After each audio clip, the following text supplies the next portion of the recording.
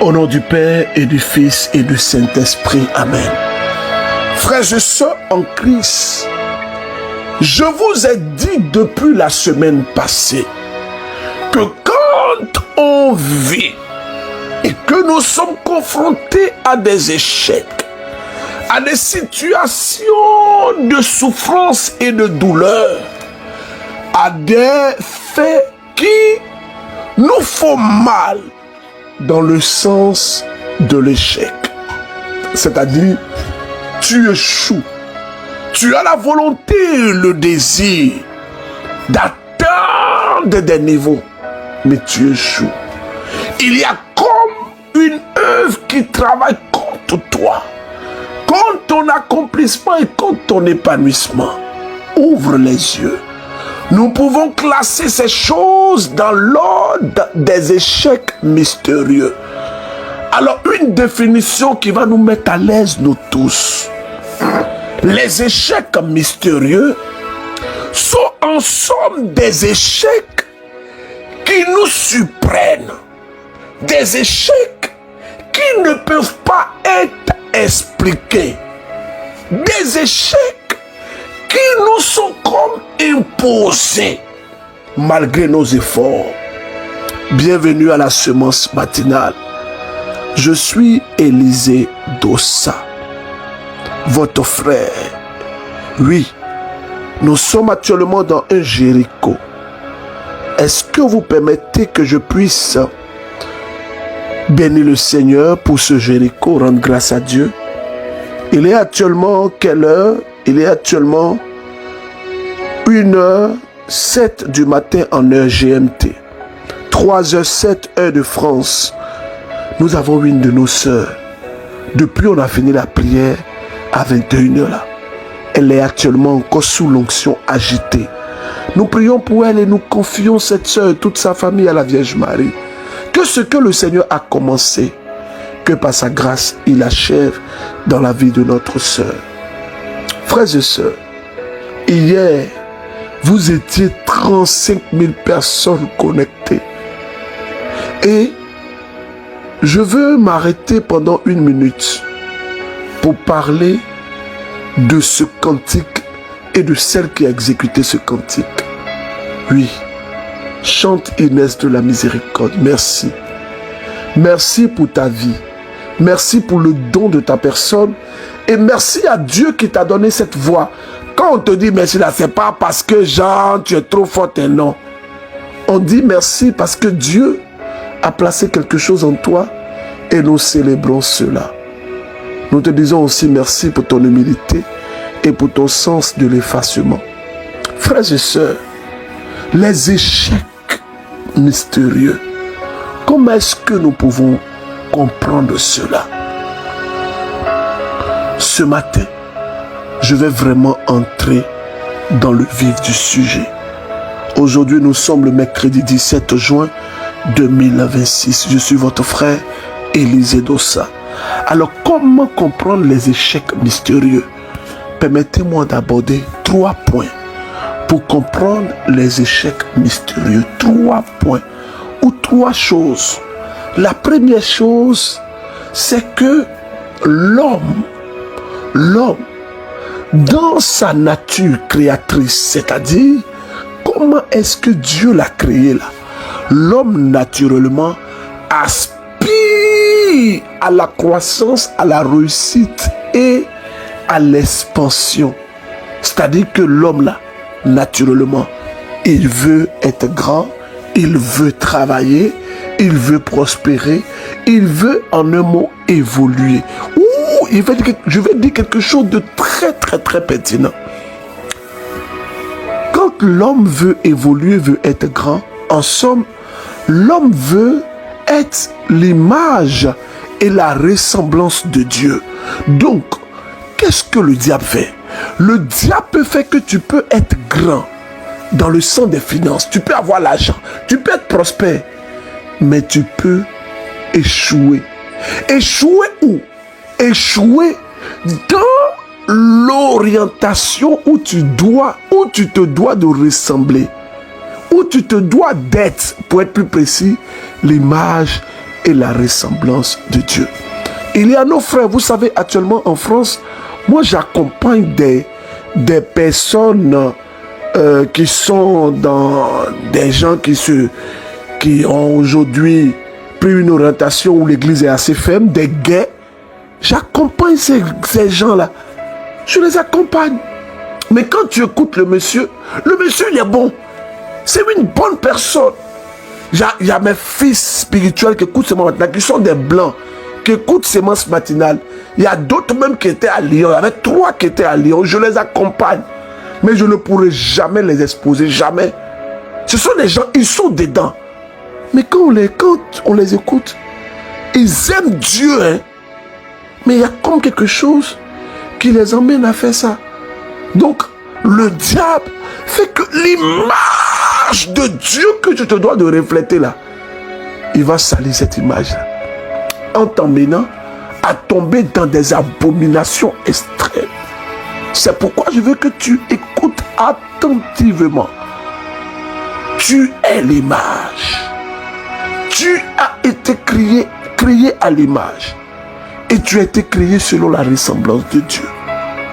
C'est pourquoi naturellement, tu désires la grandeur. Regarde le premier verset de la Bible, Genèse chapitre 1. La Bible dit quoi? Au commencement, Dieu créa. Ça veut dire que Dieu est un Dieu qui prend des initiatives. Au commencement, Dieu créa. Deuxième chose, aujourd'hui là, je vais déranger, je vais choquer beaucoup.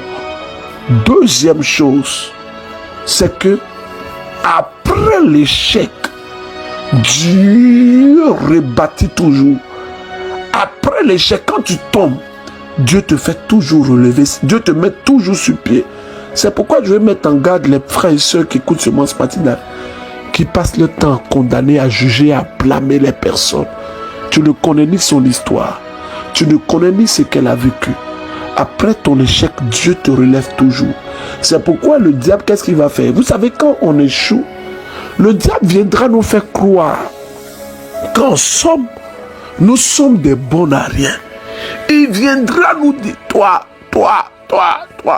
Vous savez, Dieu, dans toute sa grandeur, il est venu pour nous sauver, Jésus-Christ de Nazareth. Qu'est-ce qui s'est passé? Il est tombé 3 fois. C'est pourquoi j'aime ce cantique. Si vous permettez, je vais jouer ce cantique. Je porterai ma croix, celle qui vient de toi. J'irai jusqu'au bout. Oui, je vais jouer ce cantique-là. Ce cantique est une inspiration de la chante Inès de la Miséricorde, où je lui ai demandé de nous préparer un cantique pour le temps de chemin de croix. Écoutons.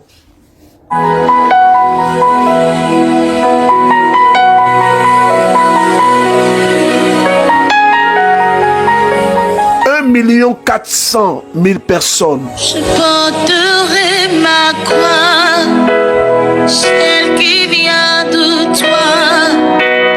J'irai jusqu'au bout. Je porterai la croix. Je porterai ma croix, celle qui vient de toi. J'irai jusqu'au bout.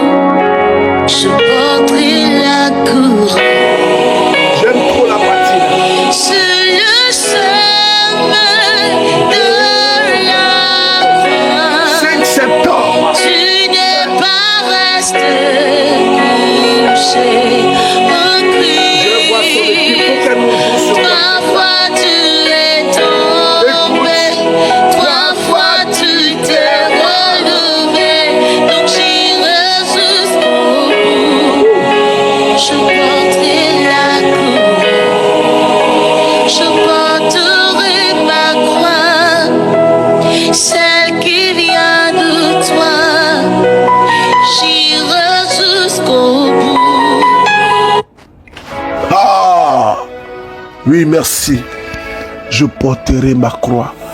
Troisième chose que je veux dire par rapport aux échecs mystérieux, c'est là où je vais passer un peu plus de temps. Je ferai au moins 3 ou 4 minutes. Alors écoutez attentivement. Les échecs mystérieux sont bien des fois des plans du diable pour arrêter le plan de Dieu dans la vie d'une personne. Je reprends. Les échecs mystérieux sont bien des fois des plans du diable pour arrêter le plan de Dieu dans la vie d'une personne.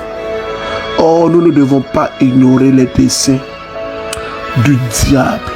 Paul écrit, ne donnez pas l'avantage au diable. Ce qui veut donc dire que nous pouvons indirectement ou directement faire quoi? Donner l'avantage au diable. Frères et sœurs, écoutez-moi. Nous pouvons donner l'avantage au diable. On peut lui donner l'avantage. En faisant quoi? En ignorant certaines choses.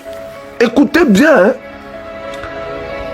Paul dit, nous ne devons pas donner l'avantage au diable. Ça veut dire que le diable ne peut pas avoir l'avantage sur une personne si cette personne ne lui donne pas indirectement l'avantage. Mais il obtient l'avantage comment? Écoutez bien. Il obtient l'avantage lorsque nous ignorons sa méthode ou ses méthodes. Lorsque nous ignorons ses plans et ses manières de faire. Lorsque nous ignorons comment est-ce qu'il opère. Lorsque nous négligeons sa manière de faire. La parole est claire. Nous ne devons aucunement ignorer les desseins du diable. Quels sont ces desseins? Ces desseins sont bien des fois de lier une personne de façon très subtile ensemble. Tu es là, tu vas à l'église, tu pries. Tu peux être même dans une chorale, parfois même ministre extraordinaire. Mais le diable te tient. Pourquoi? Parce que tu ignores ses desseins. Quelqu'un a écrit dans un livre que j'ai lu, je ne sais plus c'est quel livre, cette personne disait, le diable atteint aujourd'hui des niveaux extrêmes parce qu'il a convaincu des personnes qui n'existent pas. Il a convaincu des personnes qui n'existent pas. L'ignorance est la pire forme de prison qu'une personne puisse commettre. Je veux te dire qu'aujourd'hui tu es ignorant. Tu es ignorant, excuse-moi de te le dire ainsi, de la situation que tu vis. Le célibat que tu es en train de vivre, peut-être que c'est un échec mystérieux. Et tu peux savoir ça comment? Par 4 choses. Premièrement, dans le cas typique du célibat, à un moment donné de ta vie, des hommes étaient prêts à te marier. Deuxièmement, à un moment donné de ta vie, toi-même tu ne voulais pas te marier. Troisièmement, aujourd'hui, tu recherches le mariage ne vient pas. Quatrièmement, tous ceux qui, au moment où tout était encore possible, eux tous se sont casés. C'est comme si le diable t'avait emmené à ignorer les desseins de Dieu. Là, je parle du mariage. Maintenant, toi qui entreprends, à un moment donné de ta vie, tu devais faire telle chose. Tu as ignoré les desseins du diable. Aujourd'hui, tu es à tel niveau. Tu as ignoré les desseins du diable. Aujourd'hui, là, tu es dans l'humiliation. Oui, tu es dans l'humiliation. Beaucoup de personnes, là où je vous parle, mon équipe et moi, nous avons recensé plus de 2000 messages de personnes qui ont fait leur offrande de reconnaissance pour confier le BPC de leurs enfants en Côte d'Ivoire. Et je peux vous assurer que Dieu nous a fait grâce. Dieu nous a fait grâce. Les boules dans les aisselles et le cou ont disparu. C'est le signe très souvent de la présence du cancer. Mais le Seigneur a commencé. Shalom. Vas-y, c'est tout ça. Shalom. famille MCM. Je vais un passe vocal témoigner de la grandeur de mon Dieu. J'ai connu la semence matinale depuis 2025. Depuis 2025, par mon frère et mon neveu, que je salue au passage. Je vous avais envoyé un vocal pour vous dire que je ne me sentais pas bien, que ça n'allait pas du tout. En mai 2025, maintenant, j'avais la tension, je ne sais pas au juste, mais moi j'ai dit que c'est la tension. J'ai dit que c'est la tension et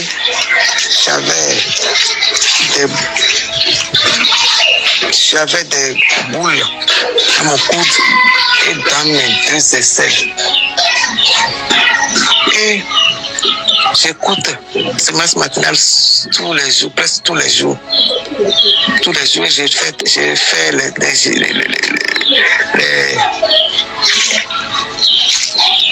de toute façon, j'écoute semence matinale tous les jours.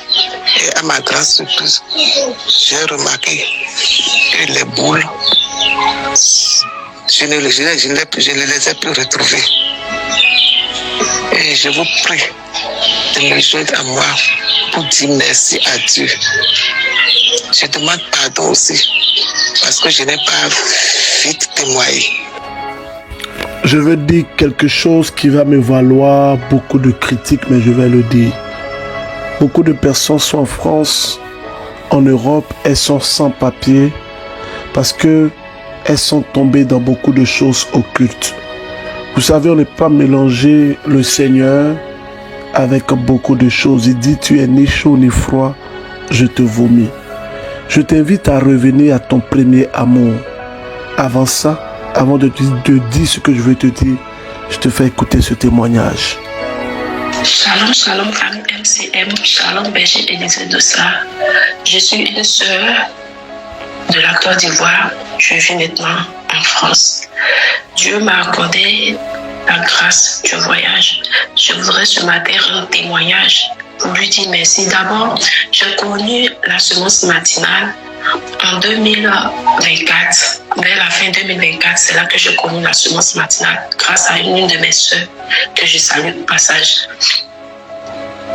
Elle m'a envoyé la semence matinale. Avant de m'envoyer, j'avais déposé certains papiers de mon mariage à l'ambassade de France en Côte d'Ivoire, à Abidjan.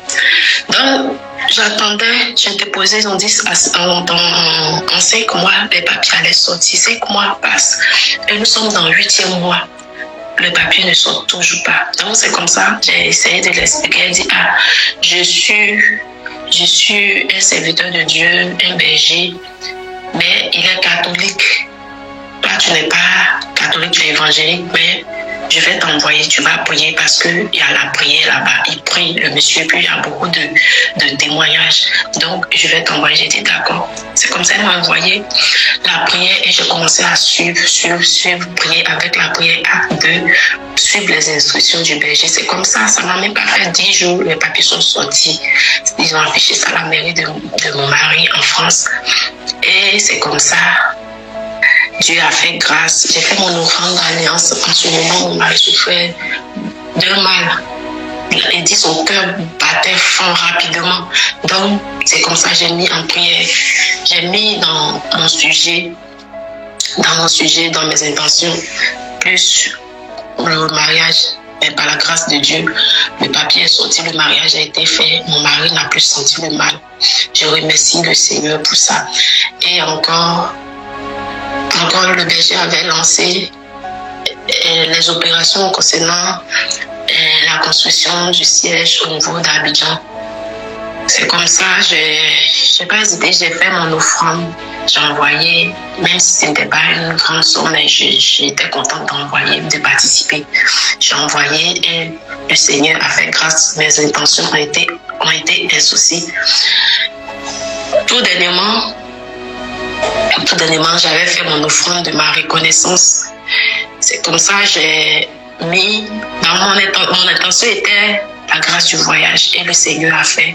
Et le berger disait qu'en masse, beaucoup de personnes allaient voyager. Je vous dis qu'en masse, j'ai eu mon visa. Moi et mes 2 enfants, nous avons eu nos visas en masse. Vers la fin du mois de mars, on a eu nos visas. Je remercie le Seigneur. Aujourd'hui, nous sommes en France. Nous sommes venus en France. Nous sommes venus. J'ai déjà fait mon premier témoignage. Ça ne va pas passer parce que je sais que j'ai été un peu long. Mais cette fois-ci, j'espère que ça va passer. Oh, je bénis le nom du Seigneur. Ceux qui sont à l'attente de leur visa, le Seigneur a fait pour moi. Il va le faire aussi pour vous. Je vais maintenant terminer pour dire ceci. Toutes les personnes qui sont en Europe, qui sont sans papier, si vous les connaissez, demandez à ces personnes-là de venir prier. Le Seigneur a permis que vous soyez ici en France, que vous soyez en Europe. Vous travaillez, vous contribuez au développement de ce pays. Et bien des fois, vous vivez dans des situations très difficiles. Revenez à votre premier amour. Je ne te connais pas, mais je ressens que après le 5 septembre, la dignité de beaucoup de personnes seront restituées. Les dignités seront restituées. Je t'invite, si tu le peux, à venir au Zénith. Tu peux prendre un ticket, tu peux offrir à une personne. Tu es en France, toi tu travailles, tu as vécu beaucoup de choses. Tu peux te dire que moi, il reste 3 mois. Moi, demain, je passe sur le site du Zénith. Je prends 3 tickets de 50 € et j'offre ça à une personne qui n'a pas les papiers. J'offre ça à une personne qui passe par des moments difficiles.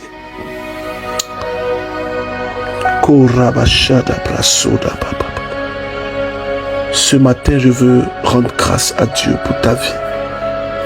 Oui, je veux bénir le Seigneur pour toi qui m'écoutes. Oui, que le nom du Seigneur soit béni.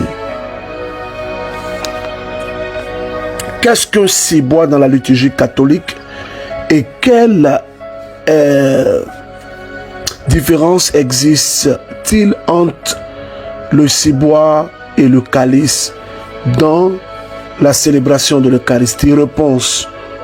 Le ciboire est un vase sacré dans la liturgie catholique pour contenir et conserver les hosties consacrées destinées à la communion des fidèles. Il ressemble généralement à une coupe munie d'un couvercle et souvent conservée dans le tabernacle après la messe. Le ciboire sert à contenir les hosties avant et après la consécration, à distribuer la communion aux fidèles, à conserver les hosties consacrées dans le tabernacle. En raison de son lien direct avec l'Eucharistie, il est considéré comme un vase sacré et doit être traité avec un grand respect. Le calice également est un vase sacré, mais est destiné à contenir le vin qui deviendra le sang du Christ au moment de la consécration. La différence principale est donc la suivante.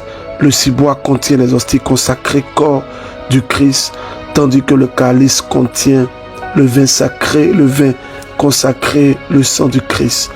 Frères et sœurs, que Dieu vous bénisse. Aujourd'hui, je vais vous poser une petite question. Cette question-là, elle est tellement facile que si tu ne trouves pas toi aussi, où Jésus a fait son premier miracle? Où est-ce que Jésus a fait son premier miracle? Et c'était à quelle occasion que Jésus a fait son premier miracle? Test de méditation, c'est le test du Jéricho, Jean chapitre 2. Que Dieu vous bénisse, que sa grâce soit sur vous, que son onction soit sur vous, que sa main vous accompagne. Au nom du Père et du Fils et du Saint-Esprit. Amen. Rendez-vous tout à l'heure. Invitez encore des personnes.